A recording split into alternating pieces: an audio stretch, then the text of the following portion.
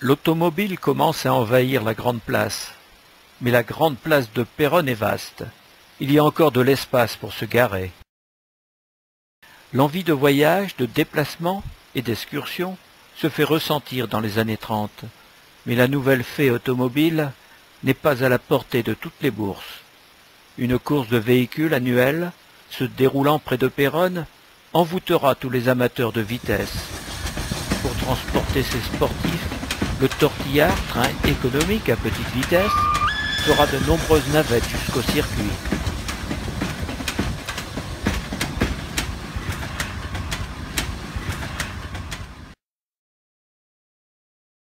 Le Grand Prix de Picardie est créé en 1927. Le circuit de Péronne, 9,62 km, comporte 20 tours. La course, 192,4 km, est effectuée à plus de 130 km/h. Son départ est à Monts-en-Chaussée, puis elle passe par Brie et Ménilbrintel. Elle attire dès sa création de nombreux spectateurs.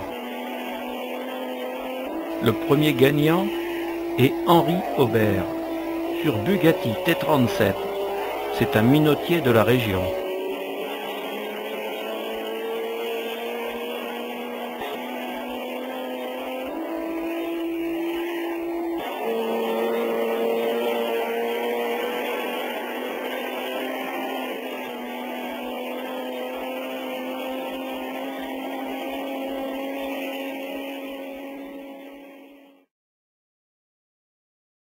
En 1933, les 20 et 21 mai, deux graves accidents, aux essais et pendant la course, où Louis Trintignant et Guy Bourriat trouvent la mort, endeuillent le Grand Prix. Un monument en leur mémoire sera érigé à Monts-en-Chaussée dès l'année suivante.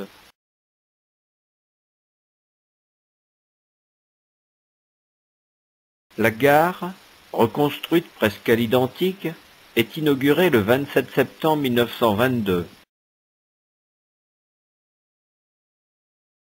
En 1933, une passerelle en béton d'une seule travée de plus de 50 mètres de long enjambe les voies ferrées et permet aux piétons de se rendre à Flamicourt, sans passer par le lointain passage à niveau. Elle est agréable, cette passerelle.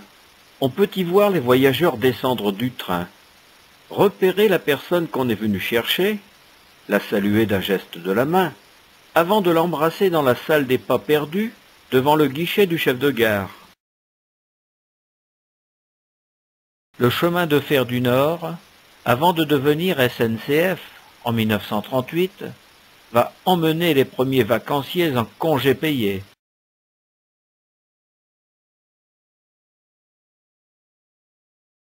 L'avenue de la Gare, vue du parvis des pas perdus.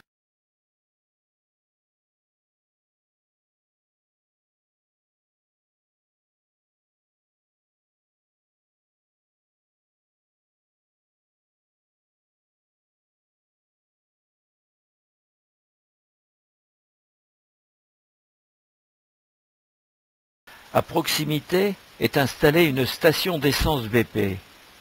Le carburant n'est plus distribué en bidon. Par un tuyau, il s'écoule directement dans le réservoir de l'automobile. Une pompe à essence, c'est le progrès, actionnée à la force du bras. Ça se mérite, délivre et mesure le précieux liquide. Bien que située au cœur de Flamicourt, la scierie Parqueterie Croix-Loison entretient l'ambiguïté sur son adresse, en indiquant Péronne, Flamicourt.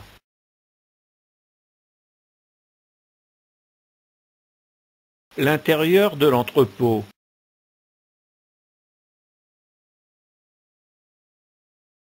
Remontons l'avenue de la Gare. Entrons dans la rue Béranger. C'est là, à la seconde maison, que se trouve le café de l'Arrivée. Juste avant le café de l'Arrivée, nous y voyons la maison du régisseur de l'octroi et la bascule communale, justifiant le montant des taxes locales. Henri Vanier, artisan, plomberie, zinguerie, électricité, éclairage TSF, installation de salle de bain, eau et gaz, s'établit au 23 de la rue du Blanc-Mouton, à l'angle de la rue des Bouchers. Grâce à son invention moderne et brevetée, l'électroclôture, Henri Vanier va devenir célèbre dans toute la France.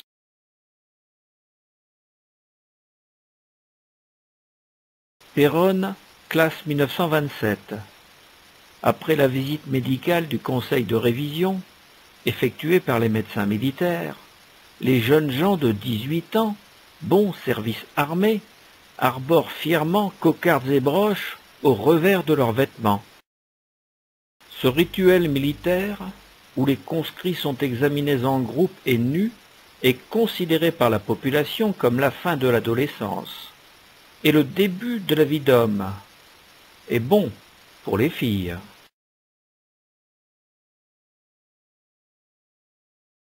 Le 25 mai 1928, on pose le coq au sommet du clocher. Les travaux sont en bonne voie. Tous les corps de métier s'activent à sa restauration. Marie Fouret, installée square Saint-Jean depuis le 1er juillet de cette même année, surveille l'avancement des travaux. Enfin, à l'atelier de l'artiste verrier de Paris, le travail des vitraux se poursuit sans discontinuer. En mai-juin, nous en verrons poser de nouveaux. Charles Accard, bulletin paroissial mensuel, la Tour Saint-Jean. Même si le gros œuvre est terminé, les travaux de rénovation de l'église sont longs. Sur cette photographie, les ouvriers préparent la charpente des cloches. C'est le 25 septembre 1931 que les cloches ont été remises au chemin de fer. Nous savons que les Beaux-Arts avaient confié la fonte de nos cloches à M. Georges Farnier de Robécourt. La fonderie de Robécourt est une fondation qui remonte au XVIIe siècle. Elle est la plus importante de Lorraine et de tout l'est de la France. Depuis 1850, plus de 4200 cloches sont sorties de cette fonderie et livrées tant en France qu'à l'étranger. Rien que depuis la guerre, M. Farnier a fondu plus de 2000 cloches. Dans l'Est, qui est si amateur de belles sonneries, il a établi une quantité de carillons et des plus magnifiques. Ce chiffre est éloquent et nous dit à lui seul la confiance qu'inspire la fonderie Jeanne d'Arc de Robécourt. Archiprêtre Charles Accard, bulletin paroissial mensuel, la Tour Saint-Jean. C'est une grande joie pour nous de vous annoncer officiellement la bénédiction solennelle des cloches de l'église Saint-Jean par Monseigneur le Comte, le dimanche 15 novembre 1931 à 14h30.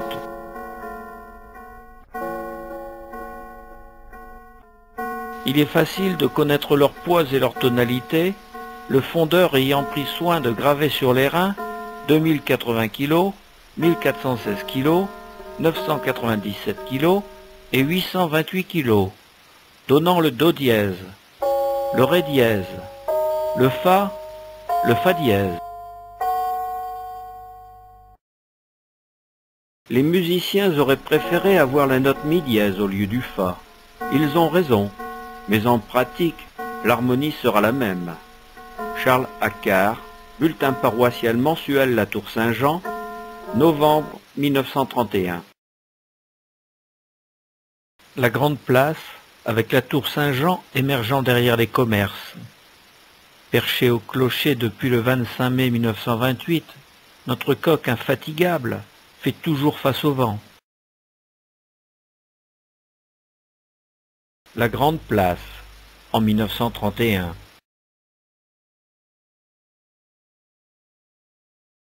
Façade de l'église Saint-Jean-Baptiste restaurée. Comme des stigmates douloureux du passé, quelques impacts de projectiles marquent à jamais la pierre.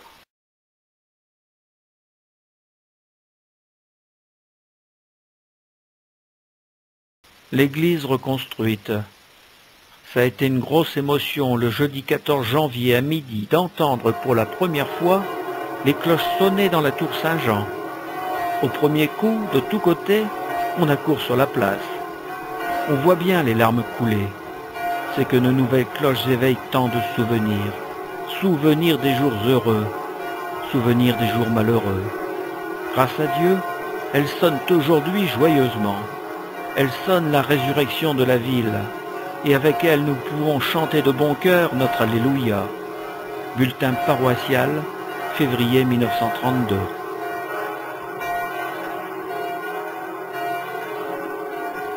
Comme on peut le lire dans le bulletin paroissial La Tour Saint-Jean et aussi dans le courrier de Péronne du 5 juillet 1932, une grande cérémonie religieuse est programmée avec faste le 10 juillet pour la bénédiction solennelle de l'église restaurée. Civils et religieux, laïcs et cléricaux dans un élan fraternel s'uniront pour fêter la restauration à l'identique du plus vaste bâtiment de la cité. Marseillaise, prières liturgiques et sonneries des cloches vont retentir à la grande joie de tous. L'émotion sera immense. Aucun Péronnais ne voudra manquer cet instant.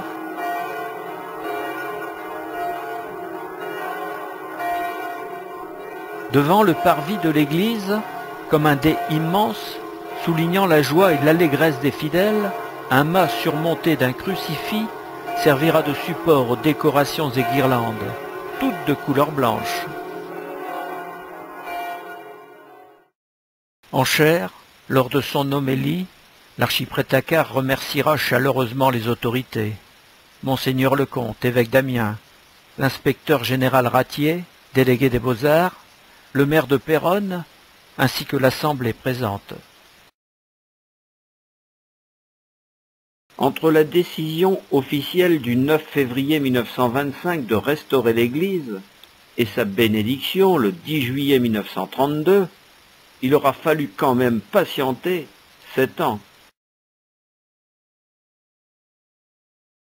12 ans se sont écoulés depuis cette photographie. Chapeau, messieurs, l'œuvre est grandiose. Votre pose pour la postérité nous inspire un grand respect. Dimanche 10 juillet 1932, l'après-midi de la bénédiction de l'église, aura lieu la translation de la statue et des reliques de Saint-Furcy. La procession partira de l'église provisoire pour atteindre l'église rebâtie. La statue et les reliques seront transportées par un char tiré par les bœufs blancs de la légende.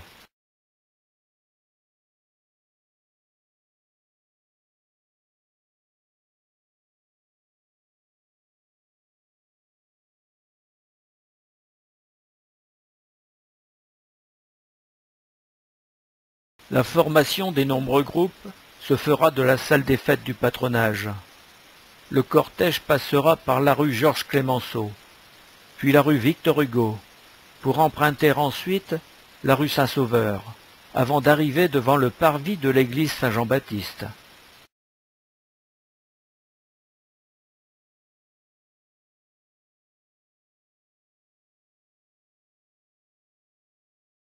La procession est terminée.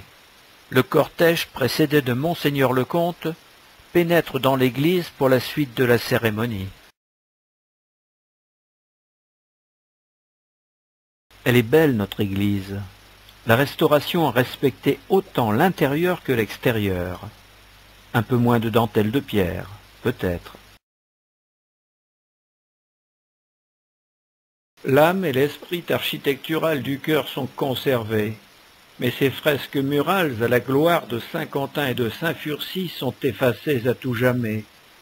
Il nous reste bien des cartes postales pour les admirer comme par le passé, mais ce ne sont que des cartons imprimés.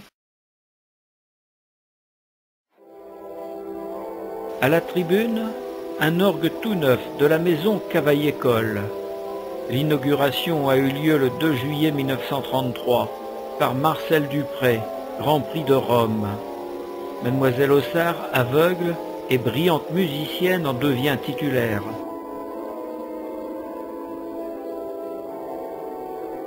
Sur cette vue, nous pouvons remarquer la peinture murale de 1601, La Bonne Mort. Dédiée avant-guerre à Sainte-Anne, cette chapelle à la peinture murale est dorénavant celle de Saint-Furcy.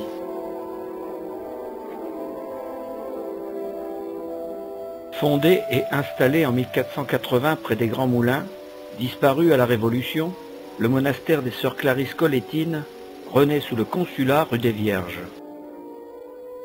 Détruit en 1870, de nouveau démoli à la Grande Guerre, le couvent est relevé au 13 de la rue des Naviages.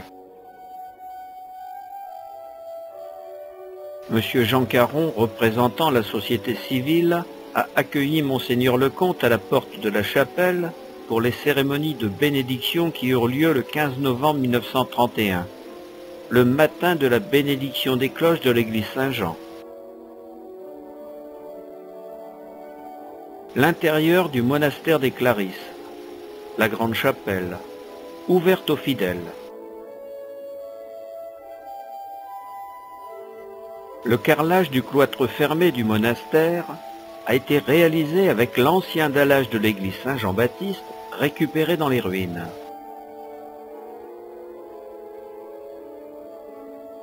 La chapelle privée des Sœurs, la grille donnant sur la grande chapelle est la seule ouverture vers le monde extérieur. Seule la sœur Tourière, chargée des relations avec le monastère, est autorisée à sortir.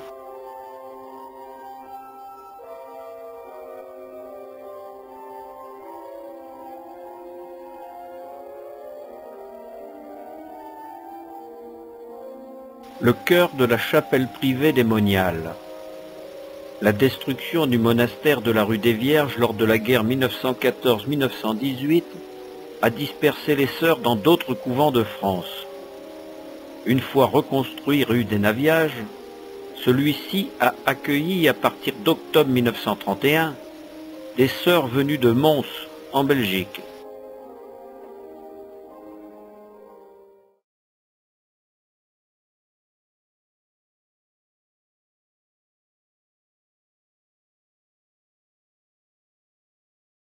En 1933, la fanfare L'Avenir de Péronne pose devant la salle paroissiale. Parmi les musiciens, nous y voyons l'archiprêtre Accard. À gauche, l'abbé Vasseur et à droite, l'abbé Bailleul. Ici, dans la cour de la salle paroissiale, nous découvrons la tenue d'été de cette même fanfare, L'Avenir de Péronne.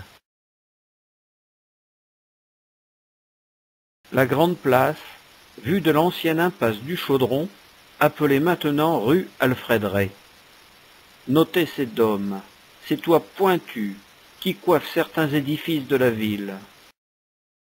Sous Louis XIV, l'emplacement du palais du Vêtement était occupé par l'hôtel du gouverneur de la ville. Le roi Soleil y résida en août 1654, logé chez le maréchal d'Auquincourt. Une nouvelle décoration architecturale imprègne les commerces, des toits pointus, des arcades. C'est nouveau à Péronne. Oui, à l'hôtel de ville, il y en avait bien 4 avant-guerre, 3 maintenant, mais des arcades devant des magasins, on n'avait jamais vu ça. Vue, sous une arcade de l'hôtel de ville, les 3 arcades du palais du Vêtement. Assurément, cette ordonnance valait bien une carte postale. Et aussi une aquarelle selon Bardet.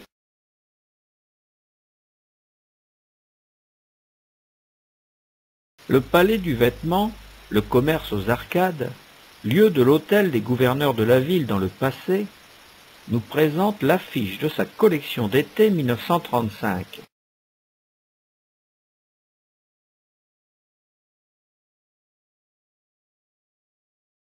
Vue panoramique de la grande place. Le style des bâtiments est différent. Les boutiques sont moins nombreuses, mais les commerces bien plus vastes qu'avant-guerre.